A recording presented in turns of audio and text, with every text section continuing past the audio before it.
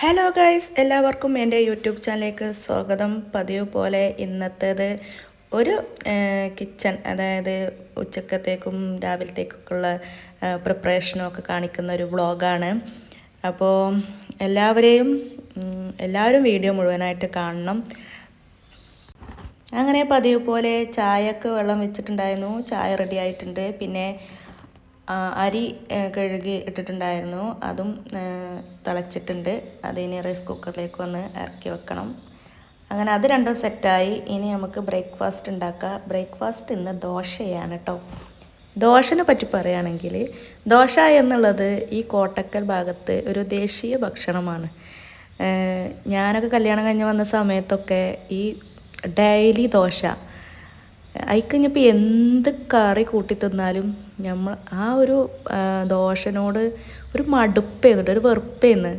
കാരണം എന്നും ഈ ദോശ ഇങ്ങനെ കഴിച്ചിട്ടേ ഒരു ആഴ്ചയിൽ 7 ദിവസം ഉണ്ടെങ്കിൽ ആ 7 ദിവസം ദോശ. അപ്പോൾ നിങ്ങളൊന്ന് ആലോചിച്ച് നോക്കി, ആർക്കായാലും മടുക്കൂലേ? അങ്ങനത്തെ ഒരു അവസ്ഥയായിരുന്നു കേട്ടോ എനിക്കും. പിന്നെ ഞാനൊക്കെ എന്താ ചെയ്തതെന്ന് വെച്ചാൽ, ദോശയാകുമ്പോൾ നല്ല ദോശ തന്നെയാണെന്നും ആ സമയത്ത് വല്ല പഴം പുഴുങ്ങിയതൊക്കെ ചെയ്യുന്നുണ്ട്. ഇവർക്ക് അത്ര ഇഷ്ടമാണ്. അതും ഈ അരിപ്പൊടിയില്ലേ, അത് കലക്കിയിട്ടാണ് ഇവിടെ ദോശ ഉണ്ടാക്കുക. ഞങ്ങളെ നാട്ടിലൊക്കെ എന്ന് പറയുന്നത് അരി തലേന്ന് വെള്ളത്തിലിട്ട് കുതിർക്കാൻ വെച്ചിട്ട് പിറ്റേ ദിവസം അത് അരച്ചെടുത്ത് അങ്ങനെയാണ് ദോശ ചുടുക. അപ്പോൾ അത് പിന്നെ ഒരു ടേസ്റ്റാണ് കേട്ടോ. പക്ഷേ ഇവിടെ അങ്ങനെയല്ല. ഇവിടെ അരിപ്പൊടി വെള്ളം ഒഴിച്ചിട്ട് ലൂസാക്കിയിട്ട് ദോശ ചുടുക കേട്ടോ. എനിക്ക് സത്യം പറഞ്ഞാൽ വലിയ താല്പര്യമില്ല. പിന്നെ ഇവർ ഉഴുന്നിട്ട ദോശ ഉണ്ടാക്കാറേ ഇല്ല കേട്ടോ. ഉഴുന്നിട്ട ദോശക്കാണ് ഇവർ ഉഴുന്ന് ദോശ എന്നാണ് പറയുക. ഞങ്ങളവിടെയൊക്കെ ഉഴുന്നിട്ട ദോശക്ക് നമ്മൾ സാധാ ദോശ എന്നാണ് പറയുക. ഈ ഇതിന് പറയലത് കലക്കി ചുട്ട അപ്പം എന്നാട്ടോ പറയുക. അപ്പം എന്നൊക്കെയാണ് പറയൽ. പക്ഷേ ഇവിടെ ഇതിന് ദോശ എന്നും പറയും. പിന്നെ മറ്റേ ഉഴുന്നിട്ടിന് ഉഴുന്ന് ദോശ അങ്ങനെ പറയാം കേട്ടോ. ഏതായാലും അതാണ് ദോശക്കഥ. പിന്നെ നമുക്ക് എന്താണെന്നറിയോ, ഇങ്ങനൊരു സംഭവം അറിഞ്ഞു വെച്ചതുകൊണ്ട് പെട്ടെന്ന് നമ്മൾ എണീക്കാൻ നേരം വൈകിയോ അല്ലെങ്കിൽ നമുക്ക് എന്തെങ്കിലും വയ്യായി കാരണമൊക്കെ നമുക്ക് പെട്ടെന്ന് ഒരു ബ്രേക്ക്ഫാസ്റ്റ് ഉണ്ടാക്കണം എന്ന് വിചാരിച്ചാൽ ഇത് നല്ലൊരു കാര്യം കേട്ടോ. അതാണ് എനിക്കൊരു സമാധാനമുള്ള ഒരു ആശ്വാസം തോന്നിയിട്ടുള്ളത്. പെട്ടെന്ന് തന്നെ അത് റെഡിയാവും. വേറെ ബ്രേക്ക്ഫാസ്റ്റിനെ കുറിച്ച് ചിന്തിച്ച് തല പോക്കേണ്ട. അപ്പോൾ അതൊക്കെയാണ് ദോശയുമായിട്ടുള്ള കാര്യങ്ങൾ. അപ്പോൾ ഇന്നത്തെ ഉച്ചക്കത്തെ ഫുഡ് എന്ന് പറയുന്നത് ഒരു നാടൻ ഫുഡാണ് കേട്ടോ.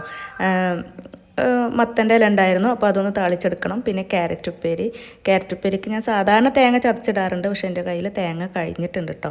അതുകൊണ്ട് പിന്നെ വെറുതെ ജസ്റ്റ് ഒരു മെഴുക്ക് വരട്ടിയായിട്ട് വെച്ചിട്ടുണ്ടായിരുന്നു.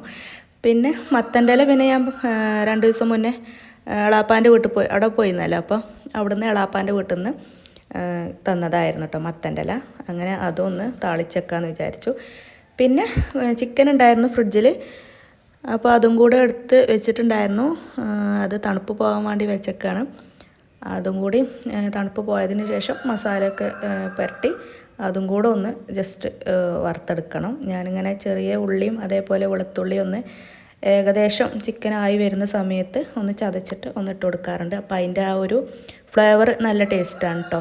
ഇനി കുറച്ച് സമയം ഒന്ന് അടച്ചു വെക്കും കേട്ടോ, അതിൻ്റെ ഒരു ഫ്ലേവർ അതിലേക്ക് പിടിക്കാൻ വേണ്ടിയിട്ട്. പിന്നെ കുറച്ച് കരിവേപ്പിൻ്റെ ഇലയും കൂടി ഇട്ട് കൊടുക്കും. അപ്പോൾ അതിൻ്റെയൊക്കെ ആ ഒരു സ്മെല്ലും അതൊക്കെ ഒന്ന് പുറത്ത് പോവാതെ അതിൻ്റെ ഉള്ളിൽ തന്നെ നിൽക്കാൻ വേണ്ടിയിട്ടാണ് ഞാൻ കുറച്ച് സമയം ഒന്ന് അടച്ചു വെക്കുന്നത്. ഒരു 5 മിനിറ്റ് വേണ്ട, ഏകദേശം ചിക്കൻ ആയി തുടങ്ങിയതാണല്ലോ. അപ്പോൾ ചെറിയ ഫ്ലെയിമിലിട്ടിട്ടാണ് വെക്കാറുള്ളത്. അപ്പോൾ അങ്ങനെയാണ് ചിക്കൻ ഇങ്ങനെ ഒന്ന് വെക്കുമ്പോൾ ഒരു ടേസ്റ്റ് തോന്നാറുണ്ട് കേട്ടോ. പിന്നെ ഇതിൻ്റെ ഇടയ്ക്ക് ഒരു 10-11 മണിയാകുമ്പോൾ ഞാനൊരു ഹെൽത്തി ഡ്രിങ്കൊക്കെ കുടിച്ചിട്ടുണ്ടായിരുന്നു. ഇത് എന്നും കുടിക്കുന്ന സംഭവമൊന്നുമല്ല, വല്ലപ്പോഴും ഞാൻ കുടിക്കുന്നതാണ്. രാഗി ഈത്തപ്പഴം കൂടെ അരച്ചിട്ട് ഇങ്ങനെ ലൂസാക്കിയിട്ട് ഉണ്ടാക്കിയിട്ട് കുടിക്കാറുണ്ട്. പിന്നെ ഞാൻ പച്ചരി കഴുകി വെള്ളം വരാൻ വേണ്ടിയിട്ട് വെച്ചിട്ടുണ്ടായിരുന്നു കേട്ടോ. അപ്പോൾ അതും കൂടി ഒന്ന് ചിക്കണം. മഴ ആയതുകൊണ്ട് പുറത്തോ അല്ലെങ്കിൽ വാർപ്പിൻ്റെ മുകളിലൊന്നും ഇടാൻ പറ്റില്ല. അപ്പോൾ ഞാൻ മേലെ ഒരു പാസേജ് പോലെ ഉണ്ട്, അവിടെയാണ് ഇതിങ്ങനെ ചിക്കി ഇടുന്നത്. എന്നാൽ പിന്നെ നമുക്കൊരു ബുദ്ധിമുട്ടും ഇല്ലല്ലോ. ഇനിയിപ്പോൾ ക്ലീനിങ് കൂടി ഉണ്ട്, തുടക്കാൻ കൂടി ഉണ്ട്. തുടച്ചൽ കൂടിയും കഴിഞ്ഞാൽ ഇന്നത്തെ ഏകദേശമൊക്കെ തീർന്നു. ഇത് കഴിഞ്ഞപ്പോൾ തന്നെ നല്ലോണം ക്ഷീണിച്ചിട്ടുണ്ടായിരുന്നു കേട്ടോ. ഒന്നാമത് മഴയാവുകൊണ്ടേ വെയിൽ കാണുമ്പോൾ തുണികൾ പുറത്തേക്കിട്ട് കുറച്ച് സമയം കഴിയുമ്പോഴത്തേന് വീണ്ടും മഴ പെയ്യാൻ തുടങ്ങും. അപ്പോൾ വീണ്ടും അതൊരു 2-3 പ്രാവശ്യം ഇങ്ങനെ ചെയ്യുന്നു. അതുകൊണ്ട് ഇന്ന് സമയവും കുറേ വൈകി. പിന്നെ ഇങ്ങനെ ദേഷ്യവും വരും കേട്ടോ. പിന്നെ അതാ വാർപ്പിന് മുകളിലൊക്കെ ഒരു കത്തയാണ്. ഇനിയിപ്പോൾ ഇതൊക്കെ ഒന്ന് ക്ലീൻ ചെയ്യണം. ഇവിടെ ഞങ്ങൾക്ക് ഒറ്റ മരങ്ങളില്ല കേട്ടോ. പക്ഷേ നമ്മൾ തൊട്ടടുത്ത വീടുകളിലെ മരങ്ങളിൽ നിന്നുള്ള കൊയ്യണ കച്ചറയാട്ടോ അതൊക്കെ. ഇനിയപ്പോൾ ക്ലീനിങ് കൂടി ഉണ്ട്. അത് കഴിഞ്ഞാൽ ഇന്നത്തേതൊക്കെ കംപ്ലീറ്റ് ആവും. അപ്പോൾ ഇത്രയൊക്കെ ഉള്ളൂ ഇന്നത്തെ വിശേഷങ്ങൾ. അപ്പോൾ നിങ്ങൾക്കെല്ലാവർക്കും വീഡിയോ ഇഷ്ടപ്പെട്ടാൽ ലൈക്ക് ചെയ്യാനും ഷെയർ ചെയ്യാനും കമൻറ്റ് ചെയ്യാനും സബ്സ്ക്രൈബ് ചെയ്യാനും മറക്കരുതേ. അപ്പോൾ അടുത്തൊരു പുതിയ വീഡിയോ ആയിട്ട് വരുന്നതാണ്.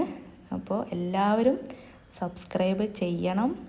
വീഡിയോയെക്കുറിച്ച് എന്തെങ്കിലും അഭിപ്രായങ്ങളുണ്ടെങ്കിൽ നിങ്ങൾ കമൻറ്റ് ബോക്സിൽ ഒന്ന് അറിയിക്കുകയും വേണം കേട്ടോ. അപ്പോൾ ഇത്രയൊക്കെ ഉള്ളൂ. അപ്പോൾ ഇനി ടാറ്റാ ബൈ ബൈ.